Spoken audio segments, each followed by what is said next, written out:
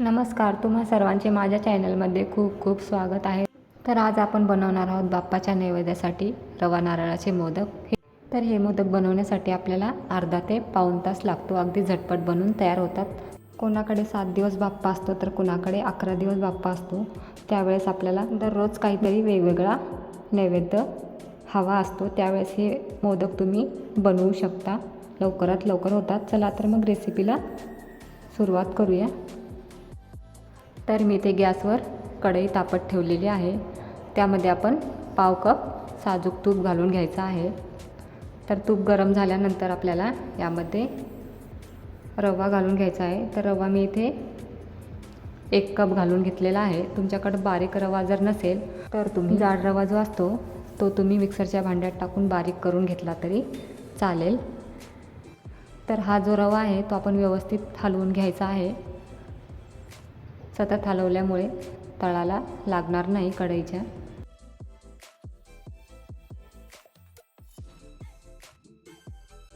एक कप खोबरं टाकून घ्यायचं आहे. तर बाजारात खोबऱ्याचा किस भेटतो रेडीमेड, तोच मी इथे यामध्ये घालून घेतलेला आहे. खोबरं घातल्यानंतर परत हे मिश्रण व्यवस्थित मिक्स करून घेऊया. तर गॅसची फ्लेम कमीच ठेवायची आणि 7 ते 8 मिनटं हे मिश्रण व्यवस्थित हलवत राहायचं, म्हणजे छान भाजल्या पण जाईल. तर बघा इथे व्यवस्थित मी खोबरं आणि रवा भाजून घेतलेला आहे. तर आता यामध्ये आपण दूध पावडर घालून घेऊया. तर दूध पावडर मी इथे अर्धा कप घालून घेतलेली आहे. तुमच्याकडे दूध पावडर नसेल तर तुम्ही दुधावरची साय फेटून घातली तरी चालेल, नाहीतर मग फ्रेश क्रीम भेटते ती पण घातली तरी चालेल. तर आता याच्या गुठळ्या होणार नाहीत अशा पद्धतीने आपल्याला हे मिश्रण व्यवस्थित हलवून घ्यायचं आहे. 2 ते 3 मिनटं आपल्याला हे मिश्रण व्यवस्थित हलवून घ्यायचं आहे.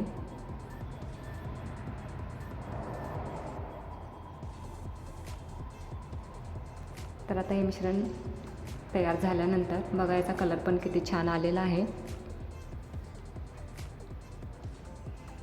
दूध पावडरमुळे आपल्या मोदकला चव पण छान येईल.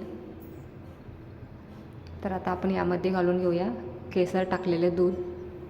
तर गरम दुधामध्ये मी ते साईडला 10 ते 12 केसरच्या काड्या टाकून ठेवलेल्या होत्या.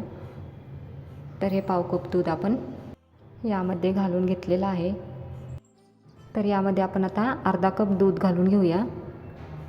हळद टाकलेलं दूध, तर 2 चिमूट हळद मी दुधामध्ये टाकलेली होती, कारण त्या पिवळ्या रंगामुळे मोदकला कलर छान येईल म्हणून मी दुधामध्ये 2 चिमूट हळद टाकलेली होती. तुम्हाला हळद नसेल टाकायची तर तुम्ही पिवळा रंग मिळतो तो पण टाकू शकता. तर चम्मचच्या साहाय्याने व्यवस्थित मिक्स होत नसेल तर मी मॅशरने हे मिश्रण व्यवस्थित मिक्स करून घेतलेलं आहे. तर अशा पद्धतीने आपल्याला हे मिश्रण व्यवस्थित मिक्स करून घ्यायचं आहे.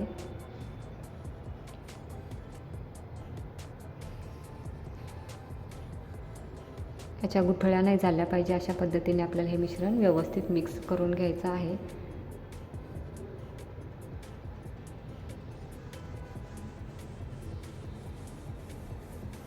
आता बघा आपलं हे व्यवस्थित मिश्रण पण मिक्स झालेलं आहे. तर आपण स्वादासाठी अर्धा चम्मच वेलची पावडर टाकून घेऊया. वेलची पावडर टाकून घेतल्यानंतर परत हे मिश्रण व्यवस्थित मिक्स करून घेऊया. लो टू मीडियम असं गॅसची फ्लेम ठेवून आपल्याला हे मिश्रण व्यवस्थित मिक्स करून घ्यायचं आहे. तर आता या मिश्रणामध्ये आपण साखर घालून घेऊया. इथे मी पिठी साखर पाव कप घालून घेणार आहे.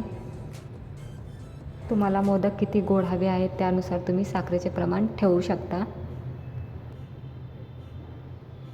तर आता इथे मी साखर घालून घेतलेली आहे.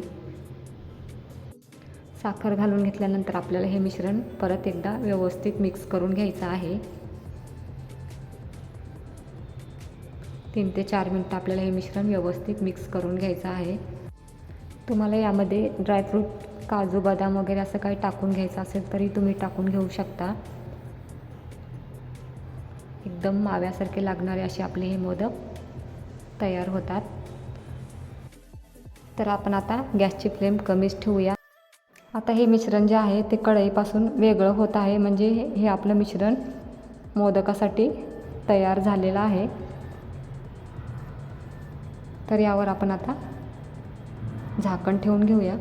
तर मी ते 5 मिनटं झाकण ठेवून घेते. 5 मिनटानंतर आपण आपलं झाकण उघडूया आणि गॅस बंद करून घेऊया.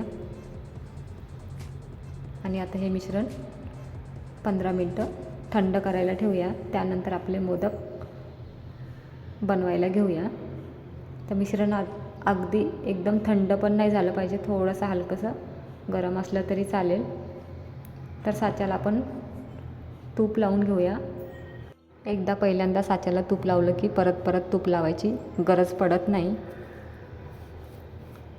तर आता आपण हे मिश्रण या साच्यामध्ये भरून घेऊया.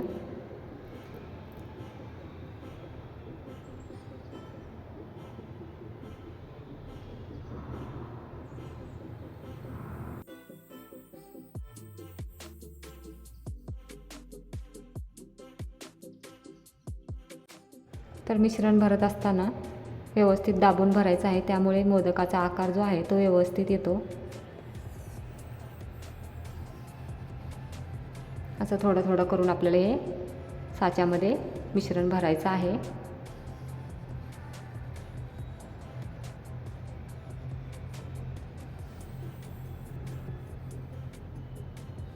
तर बघूया आपण आता आपला मोदक कसा तयार झाला आहे ते.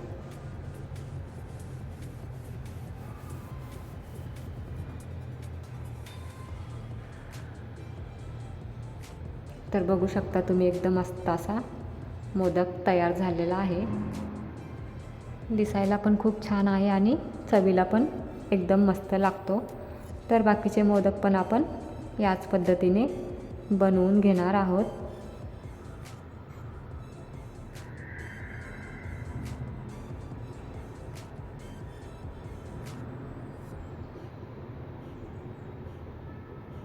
तर हे मोदक बनवताना आपल्याला साहित्य पण अगदी जास्त नाही लागलेलं आहे. कमीत कमी साहित्यामध्ये आपले हे मोदक बनून तयार झालेले आहेत. तर बघा, दुसरा मोदक पण किती छान बनलेला आहे. पण मिश्रणच व्यवस्थित बनवलं आहे, त्यामुळे आपले मोदक जे आहेत ते तुटत अजिबात नाहीत. गणपती बाप्पा खुश होतील असे आपण मोदक बनवलेले आहेत. तर यामधलं आपण केसरच्या काड्या ज्या होत्या ते यावर लावून घेऊया, त्यामुळे आपला मोदक अजून सुंदर दिसेल. तर तुम्हाला ही रेसिपी कशी वाटली नक्की सांगा. चॅनलवर नवीन असाल तर प्लीज माझ्या चॅनलला सबस्क्राईब करा. तर भेटूया मग पुन्हा एखाद्या अशा छानशा रेसिपीपर्यंत. Bye bye.